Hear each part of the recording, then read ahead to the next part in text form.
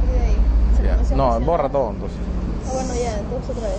Otra vez, pues. Ya. Ya. Doctor Roberto, ¿ya?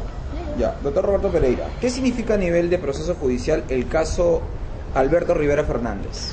Bueno, el caso de Alberto Rivera planteó una serie de retos al Poder Judicial en Ucayali que no estuvo a la altura de las circunstancias para poder cumplirlos. Básicamente porque se imputaba a la comisión de este asesinato a personajes que ejercían un importante poder político y económico en la zona, y lamentablemente el Poder Judicial no estuvo a la altura de las circunstancias para poder llevar a cabo un proceso que estuviera al margen de toda duda razonable acerca de su imparcialidad y de su capacidad profesional para afrontar este caso, al punto que ante los reiterados pedidos de las víctimas o los familiares de las víctimas, de la víctima en concreto, de Alberto Rivera, finalmente tuvo que recurrirse a la figura del traslado de la competencia para trasladar el juzgamiento de este caso al Distrito Judicial de Lima, reconociéndose expresamente que esto se debía a la situación de riesgo y de falta de condiciones para que ese proceso se lleve a cabo en Pucallpa, ¿no? ¿Qué lecciones deja en positivo o negativo desde lo procesal el caso Rivera Fernández? Bueno, desde el punto de vista de los aspectos negativos, es que sin duda el hecho de que el caso permaneciese durante mucho tiempo en el ámbito de la Corte Superior de Pucallpa, de Coronel Portillo, esto afectó sin duda las posibilidades de poder llegar al establecimiento de la verdad de los hechos y sobre todo de poder encauzar y sancionar a todos los responsables, porque si bien es cierto hubo una sanción a los autores materiales, todavía no se llega a establecer la responsabilidad a los autores mediatos o a los coautores que estuvieron detrás de este hecho, porque la muerte de este periodista, de la manera como ocurrió y en el contexto de denuncias que este periodista realizaba, apunta razonablemente a considerar acá la existencia de un interesado o de varios interesados en la muerte que encargaron a estos autores materiales su realización. Entonces, el hecho de que permaneciera durante mucho tiempo ahí afectó, a mi juicio, las posibilidades de realizar una investigación y un juzgamiento exhaustivo de estos hechos, porque el paso del tiempo afecta sin duda las posibilidades probatorias, ¿no? Perfecto. Estamos entonces ante un caso emblemático.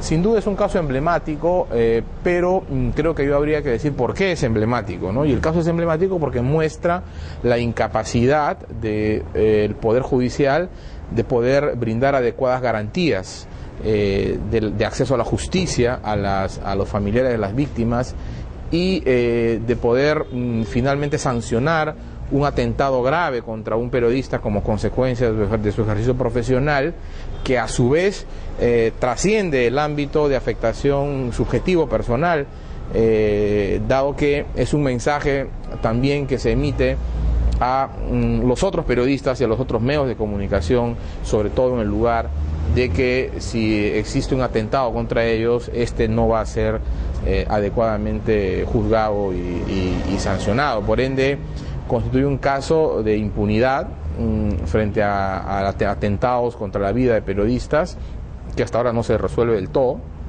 Entiendo que está pendiente un recurso de apelación de nulidad ante la Corte Suprema para revisar la absolución a los que en su momento estuvieron imputados como los que habrían instigado o habrían formado parte de las personas que decidieron la muerte de este periodista, ¿no? Pero hasta ahora solo tenemos autores materiales y no están los coautores o los autores mediatos o los que instigaron este hecho, que sin duda es un hecho grave, porque esto coloca al Perú en una situación de incumplimiento de sus obligaciones de perseguir, de juzgar y de castigar ese tipo de crímenes, ¿no? ¿Qué otra reflexión sobre procesos judiciales de asesinatos a periodistas consideraría hacer, doctor? Bueno, sin duda, una de las situaciones más complicadas se da cuando se producen agresiones o atentados contra la vida de periodistas en lugares donde el autor o presuntos autores ejercen un cierto nivel de poder político o económico. Me refiero particularmente a lugares de provincias, al interior del país, y donde la influencia de los eventuales autores de estos hechos es muy grande, incluso en instituciones como la policía, el Ministerio Público y el Poder Judicial. Ahí es muy complicado entonces poder asegurar investigaciones que satisfagan las exigencias de imparcialidad, las garantías de acceso a la justicia a las víctimas, ¿no? Y eso se ha visto también en otros casos. Hay un caso en el norte del Perú, donde también ha ocurrido eso y se imputaba la comisión de estos hechos a un alcalde. También pasó con el caso del periodista Antonio de la Torre en Yungay, donde también estaba involucrada una autoridad local, o se imputaba a una autoridad local el haber participado en los hechos. Entonces, ahí se nota la debilidad de instituciones como la policía, el Ministerio Público y los jueces, y es por eso que hace 2 años el Ministerio Público y el Poder Judicial, acogiendo una reiterada solicitud de la Sociedad Interamericana de Prensa, establecieron que este tipo de casos deberían ser conocidos por instancias de alcance nacional, competencia nacional, en concreto la Fiscalía Penal Nacional y la Sala Penal Nacional, que son competencias especializadas con alcance nacional. Sin embargo, hasta la fecha no se conoce de algún caso que haya sido todavía perseguido y juzgado y eventualmente sancionado a través de estos mecanismos que asegurarían un nivel de independencia y de garantía de acceso a la justicia de las víctimas mayor. Sería entonces interesante y bueno revisar este mecanismo que ya tiene un poco más de 2 años y ver cómo los resultados que ha tenido, ¿no?, de cara a garantizar la vida y la integridad física de los periodistas, que puede verse afectada como consecuencia de su ejercicio periodístico, sobre todo en casos donde se denuncian actos de corrupción, ¿no? Entonces, creo que ese tema es un tema pendiente. Habría que ver, insisto, los resultados de este mecanismo de juzgamiento y persecución con competencia nacional para ver si ha funcionado y hacer los ajustes que haya que hacer, ¿no? Perfecto, doctor. Muchas gracias. De nada.